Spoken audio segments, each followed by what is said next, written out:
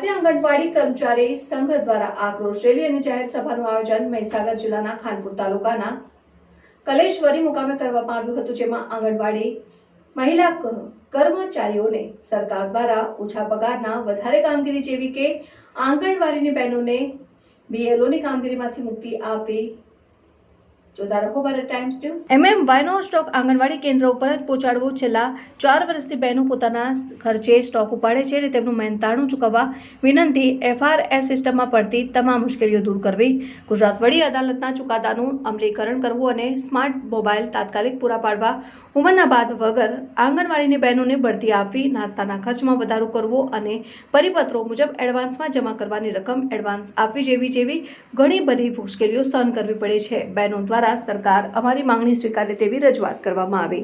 જોતા રહો Bharat times news. ચુકાદો આપણે ત્રીજા અને ચોથા વર્ગમાં ગણવાના, તે હજુ પણ અમારી સરકારે અમને માન્ય કરવામાં આવ્યા નથી અને અમને અમારું શોષણ બહુ જ કરવામાં આવે છે। અમને કામગીરી વધારાની આંગણવાડીવાળી બહેનોને સોંપવામાં આવે છે। ફેસ કેપ્ચર અમારાથી નેટનો પ્રોબ્લેમ હોય, અમારે બહુ જ હેરાન થઈએ। એક લાભાર્થી પાછળ અઠવાડિયે જતાં ફેસ કેપ્ચર થઈ શકે છે, તો અમારે કઈ રીતે કામગીરી કરવી પૂરી? અને અમારે ઉપર દબાણ કરવામાં આવે, શોષણ કરવામાં આવે કે તમે આ કામગીરી પૂરી કરો। કઈ રીતે અમારે આ કામગીરી કરવી?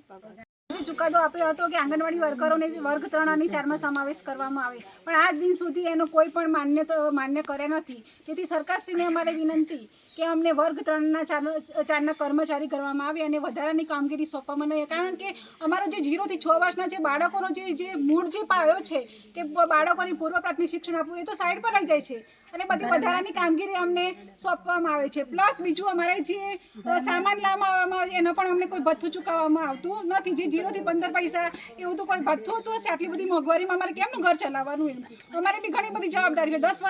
10,000ના જે પગાર આપે છે એમાં આખું ઘર ચલાવવાનું હોય બહેનોને, તો પછી આ બધું કેમનું કરવાનું? 10,000ના પગારમાં તો સામે 70 થી 80,000ની આપણે કામગીરી અમને સોંપી દે છે।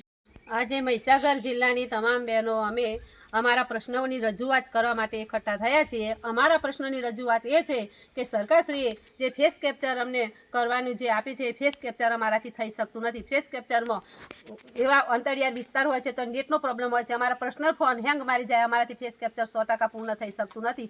તો સરકારશ્રીને અમારી નમ્ર વિનંતી કે ફેસ કેપ્ચર બંધ કરે। અને બીજો મુદ્દો અમારો એ છે કે બીએલઓની કામગીરી, તો બીએલઓની કામગીરી જે આઈસીડીએસમાં આવતી જ નથી। અમારી બહેનો ખૂબ ઓછું ભણેલી હોય છે એટલે બીએલઓની કામગીરી કેવી રીતે કરી શકે છે?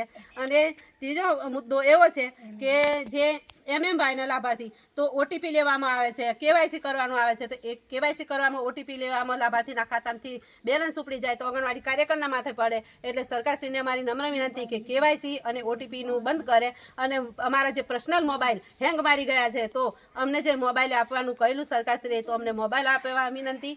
અને જે કોઈ પણ ખાતાના કાર્ય